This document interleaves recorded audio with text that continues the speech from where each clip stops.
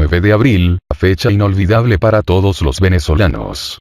Será destituido y enjuiciado Nicolás Maduro y su régimen dictador. Este martes, los magistrados del Tribunal Supremo de Justicia venezolano, atendiendo una solicitud de la Fiscal General de la República, Luisa Ortega Díaz, realizaron la audiencia oral y pública con motivo del antejuicio de mérito a Nicolás Maduro Moros, solicitado por el Ministerio Público. La decisión de este antejuicio de mérito se dará a conocer este lunes 9 de abril, y tal, y como fue solicitado por la Fiscal General de la República, se podría dictar orden de captura internacional contra Nicolás Maduro, oficiando a Interpol para que se genere una alerta roja en su contra, de llegar a acordarse el enjuiciamiento por delitos de corrupción y legitimación de capitales imputados en este acto. El artículo 117 de la Ley Orgánica del TSJ establece que si de las actuaciones cursantes en el expediente, la Sala Plena del Tribunal Supremo de Justicia constata la contumacia en la conducta del funcionario o funcionaria, podrá celebrar la audiencia oral prescindiendo de su presencia y con la sola participación de su defensor privado o defensora privada.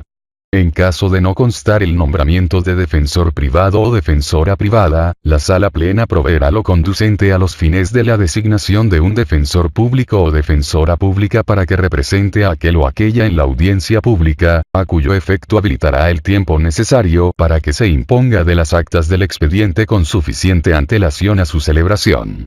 La decisión ocurre luego de que Luisa Ortega Díaz, fiscal general en el exilio, iniciara una investigación en 2011 a funcionarios del régimen que gobierna Venezuela, por presuntos casos de corrupción relacionados con la constructora brasileña Odebrecht. Durante la audiencia en Colombia se mantuvo una conexión permanente con otro grupo de magistrados que se encontraban en la ciudad de Miami, quienes fueron testigos de este acto inédito en la historia de la democracia de Venezuela. El acto fue liderado por el presidente del TSJ Miguel Ángel Martín, quien desde Bogotá estuvo acompañado por la fiscal general de Venezuela, Luisa Ortega Díaz, quien hizo la solicitud de este juicio el pasado año.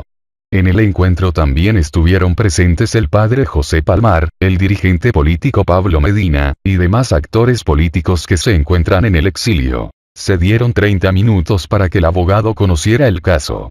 Después de este receso, comenzaron a leerse los alegatos de la Fiscal General de la República de Venezuela, Luisa Ortega Díaz, y se conocieron los alegatos de la parte defensora. Los alegatos. La fiscal Luisa Ortega Díaz, como solicitante, dio detalles de montos, reuniones, conexiones, lugares y fechas de cómo se desarrolló la negociación entre el Estado venezolano y la empresa brasilera Odebrecht y sus accionistas. Según la titular del Ministerio Público, Nicolás Maduro, quien para la época fungía como canciller de esta nación, recibió maletas llenas de dinero en efectivo para financiar la campaña del fallecido presidente Hugo Chávez Frías. Entre los alegatos, la fiscal Ortega Díaz mencionó que existen pruebas del pago de sobornos a altos funcionarios venezolanos por el orden de los 98 millones de dólares como parte del convenio marco con la empresa brasilera que fue ejecutado personalmente por Nicolás Maduro como representante y canciller del Estado venezolano. Ortega Díaz agregó que dicho convenio entre la República de Brasil y la de Venezuela, no fue revisado por el Parlamento, Asamblea Nacional, por lo que no se determinó si este pacto lesionaba o no el patrimonio público. La fiscal presentó pruebas y fotografías del caso particular de la construcción segundo puente sobre el lago de Maracaibo. Informó que tras una serie de allanamientos, pudieron recabar los documentos oficiales de dichos contratos, puntos de cuenta y pagos de anticipos. Según la fiscal, se suscribió un primer contrato por un monto superior a los 2.371 millones de dólares, el cual fue ampliado a 3.178 millones de dólares. Tras la investigación, se verificó el anticipo pagado por la República Bolivariana de Venezuela a la constructora Odebrecht por más 407 millones de dólares.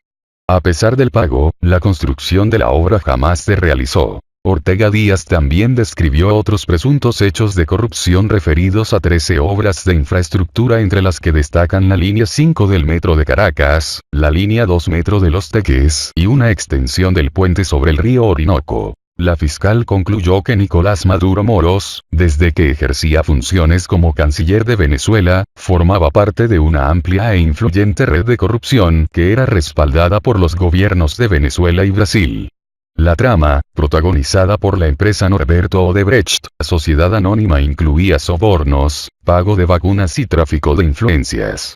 Además, en la querella queda establecido que el gobierno hizo pagos recurrentes para la ejecución de las obras que jamás fueron ejecutadas o concluidas. Ortega Díaz consideró que los hechos están suficientemente acreditados a través de un gran cúmulo de elementos de convicción que fueron presentados ante la sala plena del TSJ, por lo que solicitó formalmente se declare la existencia de méritos para iniciar causa penal para establecer la responsabilidad de este alto funcionario.